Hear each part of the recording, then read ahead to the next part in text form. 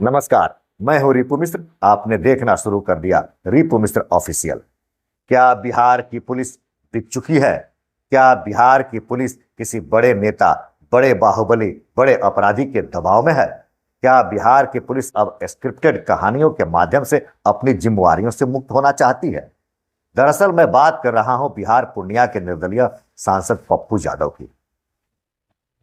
बाबा सिद्दीकी की हत्या के बाद से पप्पू यादव ने ट्वीट करके लॉरेंस बिश्नोई ग्रुप पर जो निशाना साधा, उसके बाद से पप्पू यादव को लगातार धमकी भरे कॉल आने लगे। ऑडियो क्लिप भी भेजा गया, वीडियो क्लिप भी भेजा गया और पप्पू यादव को जान से मारने की बात कही गई। कुछ दिन पहले 24 घंटे के अंदर मार देने की बात कही गई थी, लेकिन पप्पू यादव सही सलामत बचे रहे।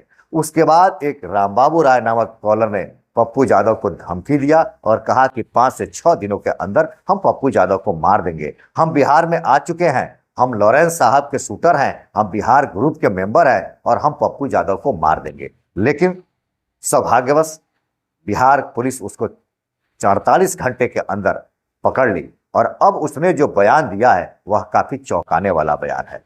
उस धमकी देने वाले व्यक्ति का कहना है कि पप्पू यादव के लोग अपनी सांसद की सुरक्षा बढ़ाने के लिए मुझसे इस तरह की धमकी दिलवाए हैं और उन्होंने 2 लाख रुपये देने की बात कहकर 2,000 रुपये हमको दिए और हमने इस तरह से उनके सिखाए गए बात में आकर के कॉल किया है।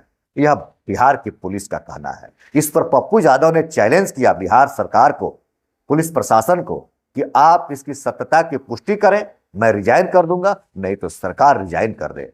पप्पू यादव का कहना है कि यह एक कॉल आप कह रहे हैं कि हमने सिखाया या हमारे लोगों ने स्क्रिप्टेड तरह से इस धमकी को दिलवाया, लेकिन हमने आपको 26 कॉल दिए हैं। हमने आपको 26 उन कॉलों को बताया जिस कॉल से हमें धमकी मिले हैं। वो पाकिस्तान, मलेशिया, नेपाल और भारत के कई जगहों से मुझे कॉल आए हैं, धमकी भरे कॉल, और हमने उन सभी कॉलों को पुलिस के सामने रखा है। तो क्या पुलिस उन सभी कॉलों का जांच पड़ताल की है?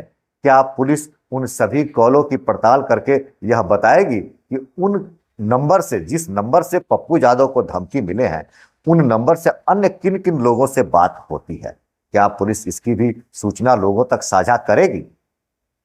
क्या पप्पू यादव के बढ़ते हुए प्रभाव को रोकने के लिए अब किसी बड़े नेता या बड़े अपराधी का यह कोई प्लान तो नहीं है? पप्पू यादव को निपटाने की कोई नई तैयारी तो नहीं हो रही है?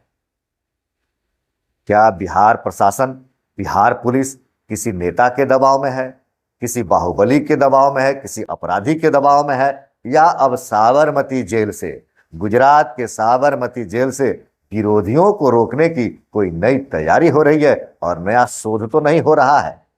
जिस तरह से हमने बीते दिनों देखा, सदन से लेकर सड़क तक पप्पू यादव ने जिस तरह से दहाड़ा, जिस तरह से इनका व्यक्तित्व उभर कर सामने आया है, आज पप्पू यादव बिहार में मसीहा के रूप में जाने जाते हैं। झारखंड चुनाव में भी हमने देखा पप्पू यादव निर्भीक होकर अकेले डटे रहे इंडिया गठबंधन के तरफ से, और उन्होंने झारखंड में अपना प्रभाव जमाया। देखने को मिला कि झारखंड का चुनाव परिणाम इंडिया गठबंधन के पक्ष में आया। तो क्या बिहार विधानसभा 2025 के चुनाव में पप्पू यादव को कंट्रोल करने के लिए यह कोई नई तैयारी तो नहीं हो रही है? क्या बिहार पुलिस किसी बड़े नेता के दबाव में आकर इस तरह की कहानियों को स्क्रिप्टेड बता रही है, या बिहार पुलिस अपनी जिम्मेवारियों से मुक्त होने के लिए इस अपराधी के बयान को अपने ढंग से प्रस्तुत करवा रही है, जिससे लोग यह समझे कि पप्पू यादव खुद ही अपनी सुरक्षा बढ़वाने के लिए इस तरह के प्लान कर रहे हैं, या वास्तव में पप्पू यादव को किसी ने धमकी दिया है? क्या इन सभी बातों की जानकारी लोगों तक पहुंचनी चाहिए कि नहीं? क्या पुलिस को इस बात की स्पष्टता से जांच करनी चाहिए कि नहीं कि अन्य कॉल जो पप्पू यादव को आए हैं वो कॉल किसने किया, उन नंबर से अन्य किन किन लोगों से बात होती है? या पुलिस प्रशासन इस एक रामबाबू राय नामक कॉलर को पकड़ करके अपनी जिम्मेवारियों से मुक्त होना चाहती है? वास्तव में पुलिस अपनी जिम्मेवारियों से मुक्त होना चाहती है या वह किसी के दबाव में है? कहीं कोई नई तैयारी तो नहीं हो रही है पप्पू यादव के लिए? आपको क्या लगता है कि क्या पप्पू यादव अपनी सुरक्षा बढ़वाने के लिए इस तरह से स्क्रिप्टेड कहानी कह के, इस तरह से एक मनगढ़ंत व्यवस्था बना करके सरकार से अपनी सुरक्षा बढ़वाएंगे, या वास्तव में पप्पू यादव को कोई धमकी दे रहा है? या विरोधी को दबाने के लिए किसी राजनेता की यह प्लानिंग तो नहीं है? आप अपना विचार कमेंट करके जरूर बताएंगे। देखते रहिए रिपु मिश्रा ऑफिशियल। धन्यवाद।